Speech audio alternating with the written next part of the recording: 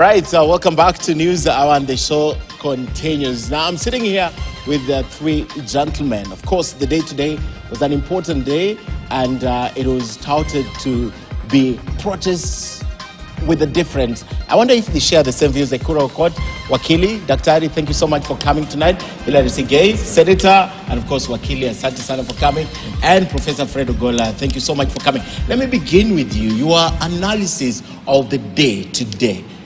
Did you think it made any meaning for the organizers and, of course, the people against the protest?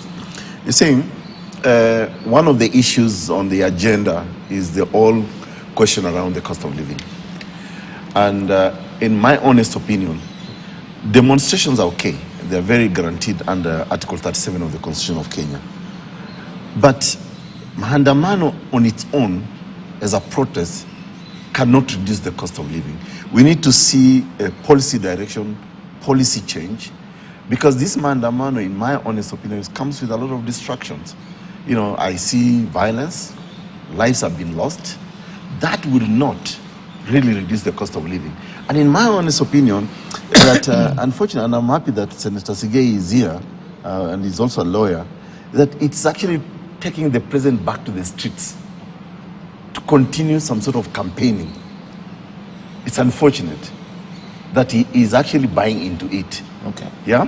So, people should protest. It is their right. I mean, if you were to draw parallels, Ken, in some countries, like successful democracy, say like the US, people demonstrate and picket permanently outside their White House. Okay. Without violence. I think if you were to do it without violence, it's perfectly within the law. But the moment there is an element of violence in the demonstration, then we are actually breaking the law. We are not being honest. My question is, you said you need to see policy change and everything. What they're doing for them is driven towards ensuring there's that policy change. You see, Ken, there's one thing that we must call out against the demonstrators, especially the organizers. They've got a leadership in parliament. As a matter of fact, it's you people in the media who are glorifying this so-called leader of opposition. Raila Odinga is not even elected as a leader of opposition. The leader of opposition today in parliament, in my view, is Wandai. Yeah? Wandai is the person who should be putting forward a motion in parliament, and let's debate that motion. Okay. On the other hand, William Ruto should go to work. Yeah? He is now being drawn into all this political. We'll talk about that. Let me get the initial comments from Professor. Did it achieve the aim at the end of the day, what they set out to do today and the next 2 days?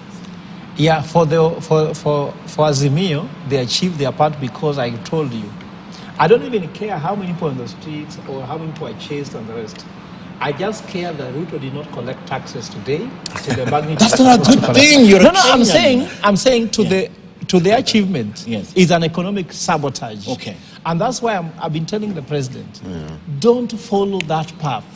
Because we know very well that you are the one who has got what's called the mandate to ensure that the economy functions.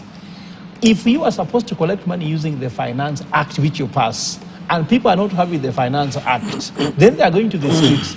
And whether the Finance Act is running or not, and there is no work, no tax are being collected. So I was told you, they are ruling the street today, they are ruling the street tomorrow, ruling the streets Friday. So the 3 days, what's the impact? The Kenya government collects 9 billion per day in taxes. If you collect only 4 billion in these 3 days, you have lost 15 billion in 3 days. Okay. What can 15 billion do?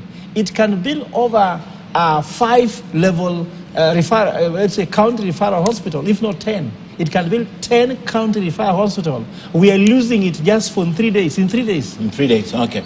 And next week, same thing, probably. Yes. Senator. Thank you, Ken. I would say they didn't achieve because their aim is not necessarily that which Prof has said. Their aim, remember, Ken, from last week is destruction of property and Kenyans whom we lost. So if I were to answer your question, today's demonstrations did not achieve to a greater extent the objective of the organizers. And that is one of the reasons why you didn't see any of them in the streets. None. Because they were threatened Oh. with death. No. Because they were Nobody was threatened. threatened. I was in the office camp from morning. I was. But in the you're not Senate in the demonstrating. morning. I'm saying I was able to watch how peaceful it was from the streets. So they didn't achieve. To some bit of extent, I would agree with Prof that part of the sabotage that we experience today in the economy, because a number of shops were closed. Reason being, the operators, proprietors are not or were not very stern as to the extent of the demos that would happen today. So that bit they have. But remember, they are purporting to say that we want to bring down the cost of living. By denying the government to get taxes, they are indeed making even the people they are purporting to support Actually, no, to collect, to sell, and by extension, Senator, killing them. I don't think the target is necessarily Gentlemen. the government. The target actually is the ordinary Kenyan. Yeah. So I'm going to come to a longer conversation in that. You don't have to pay the bills. I'm coming back to begin with you, but first let's take a break. Ahead in business news.